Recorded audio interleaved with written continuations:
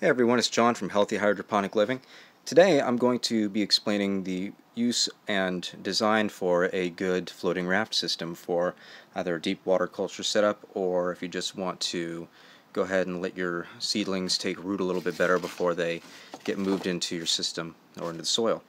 So first you're going to need a rubber tote. I prefer using something transparent just so I could see the roots growing as it happens and keep track of it without having to pull out each individual net cup. But you could also go with something that's less transparent and a more dark tote, so that way you can ward off algae growth. But another thing you could do, that I do since I use a transparent one, is just get an air pump and an air stone or two in here, so that way the water is very aerobic and less likely to grow algae. Next, get some styrofoam material or polystyrene. You can get this for pretty cheap over at Home Depot or Lowe's.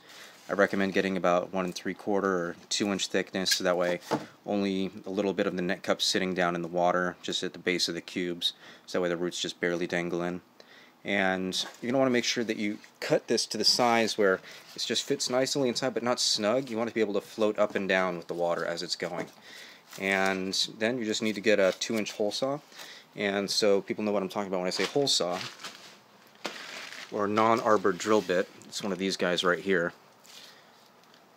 Go ahead and get a 2-inch or 3-inch depending on the size of the net cup you want, and your net cup will sit just perfectly flush in there, like it'll look in just 1 second. Okay, back. Sorry to go grab one of these. So just take a net cup, preferably with a long lip on it. This is one of my old toss-arounds that I still have. Usually I use one that has a full circle on it, but just sits in nice and flush. And as you can see, it just hangs out a little at the bottom. That's all you need. And again, these are great for when you want your plants to get a little bit longer roots. Just go ahead, fill this up with water.